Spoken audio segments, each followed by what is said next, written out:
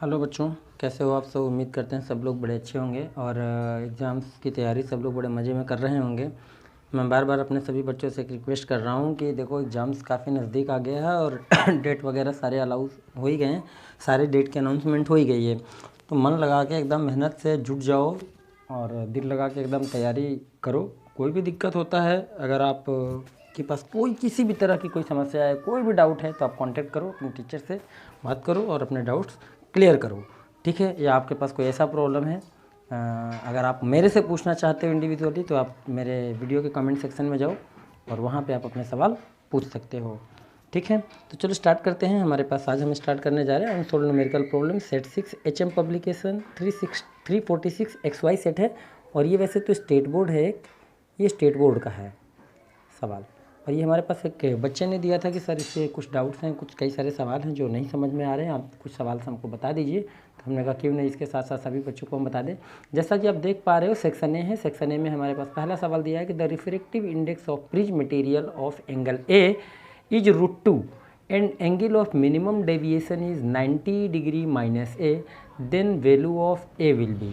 कि हमारे पास सवाल दे दिया कि रिफ्रैक्टिव इंडेक्स प्रिज्म मटेरियल का जो है वो √2 है, एंगल ऑफ प्रिज्म ए है, angle of minimum deviation 90 minus A है, वैल्यू ऑफ ए क्या होगा। तो चलो स्टार्ट करते हैं।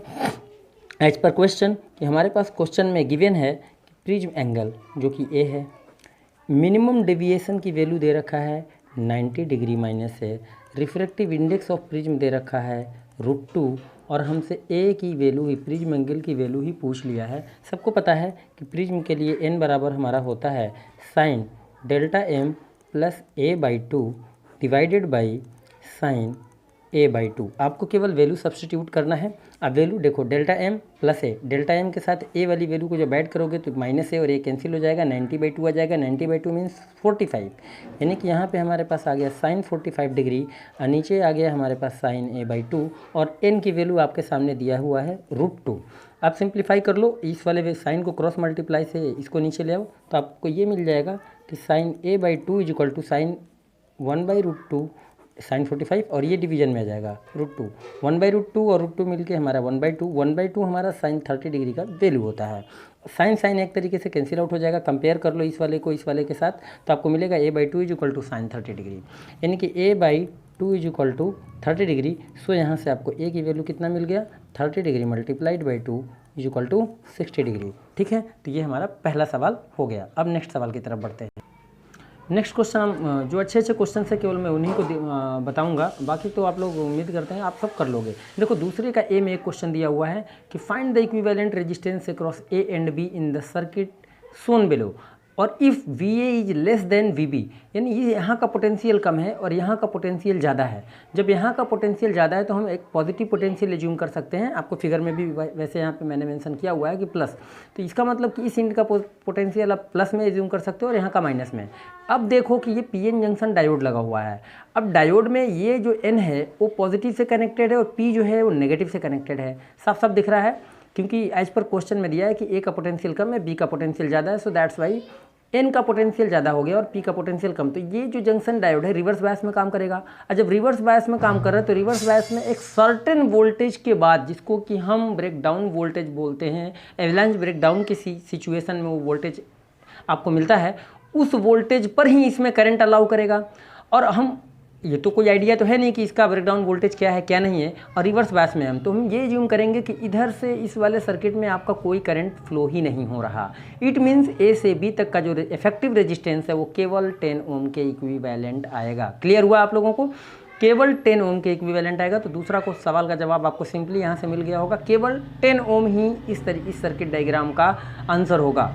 अब अगर मान लेते हैं इसी क्वेश्चन में ये सिचुएशन ना दे के उल्टा लिख दिया गया होता, ये सिचुएशन ना दिया गया होता और इस सिचुएशन के जगह बल्कि आपको दे दिया गया होता कि VA is greater than VB, कि जो पोटेंशियल यहाँ का है वो बड़ा है और VB का पोटेंशियल कम है, तो हम इसको फॉरवर्ड जंक्शन डायोड की तरह यूज करते और इन दैट केस आपको 30 ओम और 10 ओम दोनों ही आपके पैरेलल रेजिस्टेंस हो जाते। अब पैरेलल का डायरेक्ट आप फार्मूला लगा देते कि R पैरेलल के लिए सबको पता है कि पैरेलल में होता है R1 multiplied by R2 divided by R1 plus R2। ये दो रेजिस्टेंस के लिए शॉर्ट फार्मूला है, इसमें आप 30 और 10 और 30 + 10 रखते थे, सिंप्लीफाई कर लेते, आपको आंसर आ जाता।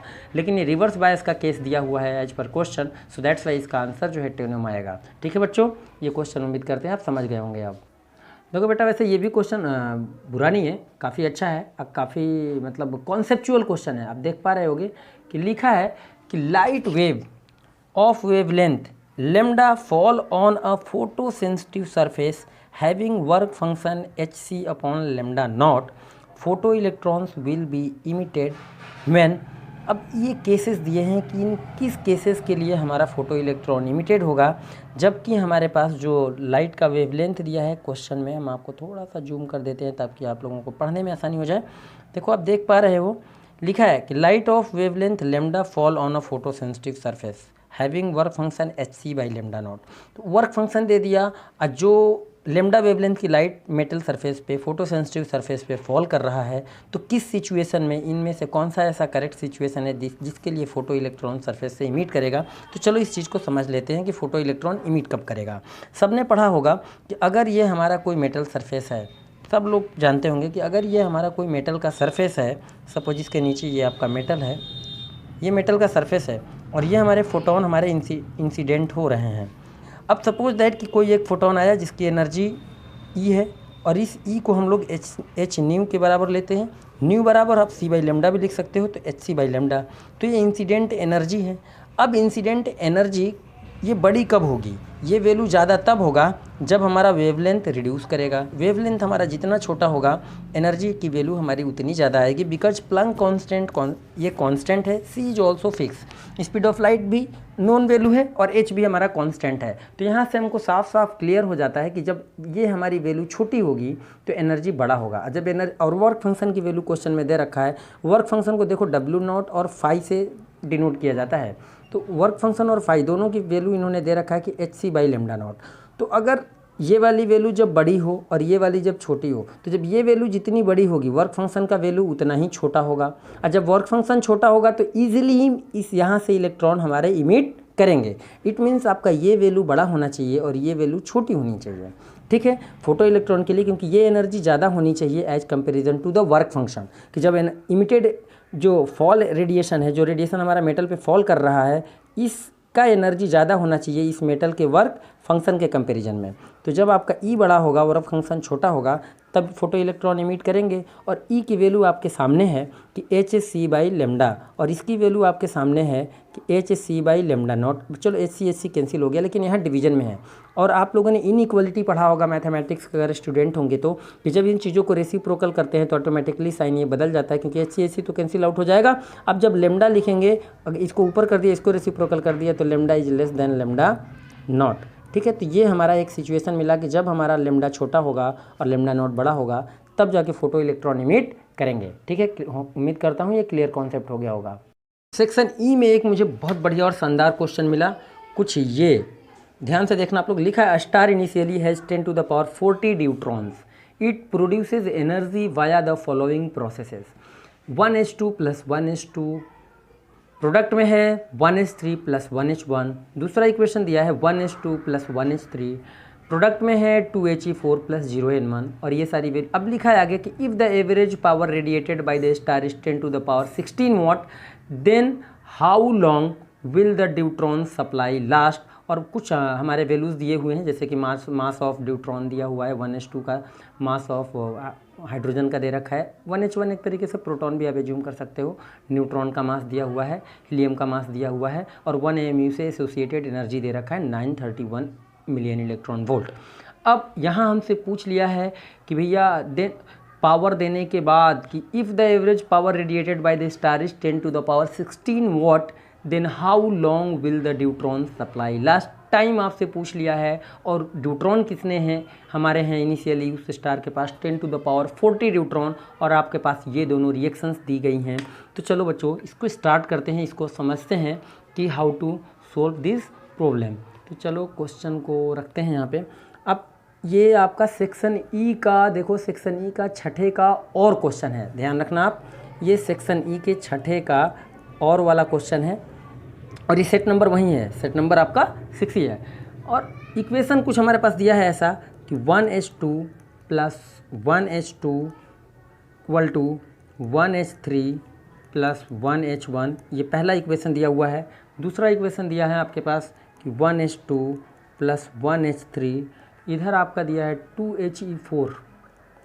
2He4 प्लस 0N1, ये इक्वेशन दूसरा है। अगर हम इन दोनों इक्वेशन को आपस में ऐड कर देते हैं, अगर हम इन दोनों इक्वेशन को आपस में बच्चों ऐड कर देते हैं तो आप देखो ऐड करने के बाद क्या हो जाएगा, इधर भी 1H3 है, इधर भी 1H3, ये एक दूसरे को इफेक्ट नहीं करेंगे, मतलब कैंसिल हो जाएंगे। तो बचा लेफ्ट साइड में आपके सामने इधर बचा, और इधर को दोनों साइड आप ध्यान से देखो तो इधर 1H3 इधर 1H3 भी है, तो इसको आप नेग्लेक्ट कर सकते हो, हटा सकते हो, ठीक है। और ये 3 न्यूट्रॉन आपको मिल गए, यानी आपको प्रोडक्ट में जो ऐड करोगे जब इक्वेशन को, तो आपको क्या मिला कि 3 टाइम्स इंटू 1H2, इधर क्या मिला 2He4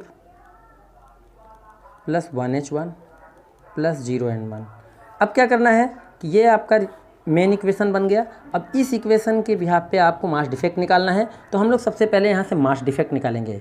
मास डिफेक्ट कैसे निकलेगा आपका, मास डिफेक्ट निकलेगा कि 3 टाइम्स इंटू मास ऑफ ये, और इसकी वैल्यू आपके क्वेश्चन में दे रखा है 2.014, इस माइनस ये वाले सारे मास ऐड करके सब्ट्रैक्ट कर दिए जाएंगे। जैसे 2He4 का मास दे रखा है हमारे पास 4.001, 1H1 का मास हमारे पास दे रखा है 1.007, 0N1 का मास दे रखा है 1.008। सबको हम सिंप्लीफाई कर लेते हैं तो ये आ जाएगा 6.42 माइनस, यहाँ से आप देख लो तो 4, 5, 6, ये आ गया 6.16 कुछ इतना आया। एमयू में है ये सारी वैल्यू, सब्ट्रैक्ट करते हैं 0 पॉइंट, यहाँ पे आपका 0 आ जाएगा, यहाँ पे आपका 6 मिल जाएगा, और यहाँ पे आपको ये मिल गया। तो मास डिफेक्ट की वैल्यू आपको कितनी आ गई, इतना AMU। अब देखो ये जो मास डिफेक्ट हुआ है 3 ड्यूट्रॉन से एसोसिएटेड है। इसमें कितने ड्यूट्रॉन है, इक्वेशन के हिसाब से देखो 3 ड्यूट्रॉन है, 3 1H2 है, तो ये 3 ड्यूट्रॉन है इसमें। अब ध्यान रखना कि 3 ड्यूट्रॉन से एसोसिएटेड जो मास डिफेक्ट आया वो आपका, ध्यान से देखो 3 ड्यूट्रॉन से एसोसिएटेड जो हमारा मास डिफेक्ट आया वो इतना आया। तो अगर एक ड्यूट्रॉन से एसोसिएटेड मास डिफेक्ट आपको निकालना हो तो क्या करना होगा, एक ड्यूट्रॉन से, तो एक ड्यूट्रॉन से एसोसिएटेड जो मास डिफेक्ट आपका मिलेगा वो आ जाएगा delta M/3, that is 0.026 divided by 3। इसको जब आप डिवाइड कर लो तो 0.03 भैया क्या आ जाएगा, यहाँ से 3 4 जा 3 6 जा अप्रॉक्स 70 मान लो ना, ठीक है, 90 अप्रॉक्स मान लो 90, ये आपका मास डिफेक्ट आया एक ड्यूट्रॉन से एसोसिएटेड। जब एक ड्यूट्रॉन से एसोसिएटेड इतना मास डिफेक्ट आया, या अगर आपको दिक्कत हो रहा है तो आप इतना ही इसी चीज़ को आप नोट कर लो कि आपको एक ड्यूट्रॉन से मास डिफेक्ट की वैल्यू इतना AMU मिल गया। तो एक ड्यूट्रॉन से कितना एनर्जी रिलीज होगा ये निकाल लेंगे हम लोग। कैसे निकालेंगे, आ जाते हैं इधर कि एनर्जी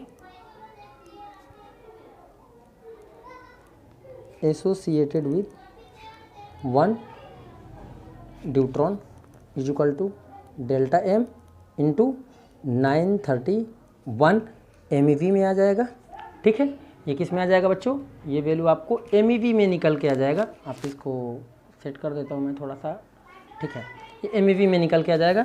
अब यहाँ पे 10 to the power, so 10 to the power energy associated with 10 to the power 40 deuteron, इतने ड्यूट्रॉन हैं आपके पास, ठीक है। तो इतने ड्यूट्रॉन से एसोसिएटेड जो आपकी एनर्जी आ जाएगी वो आपकी एनर्जी कितनी आ जाएगी, तो भैया 10 to the power 40 into delta M।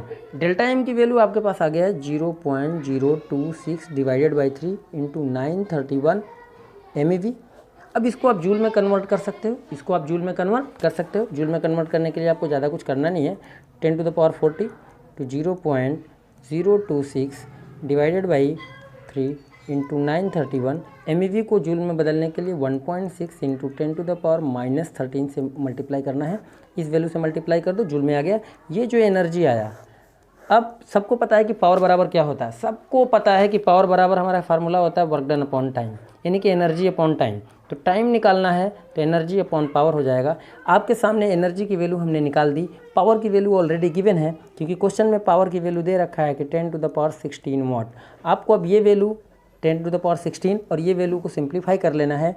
आपको जो है वैल्यू टाइम का मिल जाएगा, टाइम का वैल्यू आपको मिल जाएगा अप्रॉक्स कुछ ऐसे मिलेगा 1.25। सिंप्लीफाई आप कर लेना इंटू 10 टू द पावर 12 या -12 के टर्म में, इतना सेकेंड के टर्म में आपको मिल जाएगा।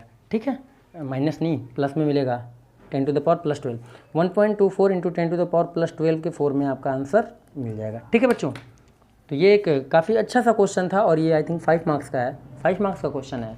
ठीक है, तो आज के लिए अभी इतना ही रहने देते हैं। थोड़ा वीडियो ज़्यादा लंबा हो जाता है तो बच्चे देख नहीं पाते हैं ज़्यादा और उनको भी काफ़ी दिक्कत होती है। तो कोशिश करता हूँ कि छोटे छोटे 1-1, 2-2 क्वेश्चन ही बना के मैं आप लोगों को भेजा करूँ। ठीक है, तो आज के लिए इतना ही, तब तक के लिए जय हिंद, फिर मिलते हैं नेक्स्ट वीडियो में।